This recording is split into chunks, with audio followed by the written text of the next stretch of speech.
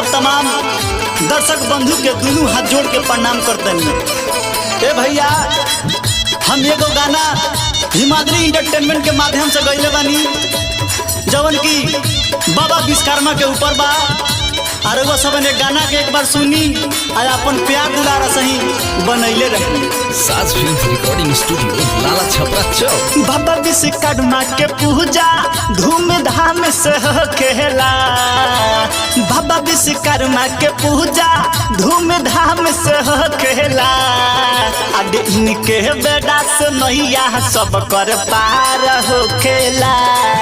अब इनके बेटा से नैया सब कर पार होखेला। बाबा विश्वकर्मा के पूजा धूमधाम से होखेला। बाबा विश्वकर्मा के पूजा धूमधाम से होखेला।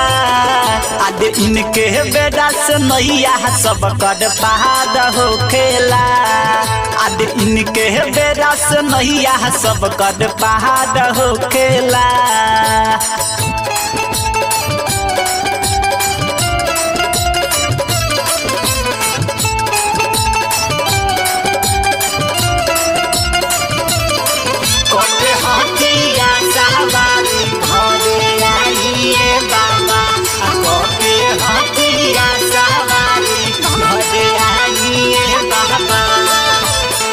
जगावा में बात है इनकरे नामावा महान हो।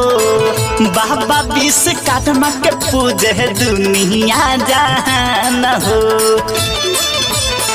जगावा में बात है इनकरे नामावा महान हो।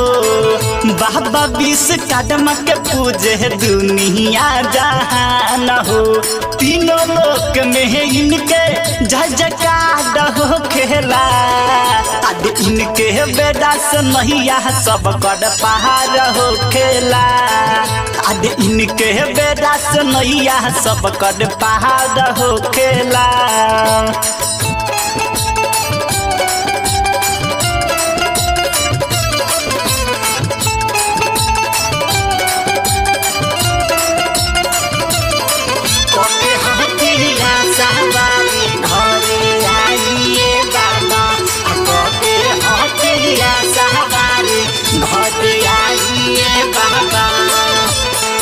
बबुआ मुन्ना कह देला बाबा के बखान हो। पूजा पाठ से हटे ना हटवालो से ध्यान हो। बबुआ मुन्ना कह देला बाबा के बखान हो। पूजा पाठ से हटे ना हटवालो से ध्यान हो। देवलोक में भी इनके जय जयकार होखेला। आज इनके बेटा से नैया सब कर पार होखेला। आज इनके बेटा से नैया सब कर पार होखेला। साज फिल्म रिकॉर्डिंग स्टूडियो लाला छपरा चौक।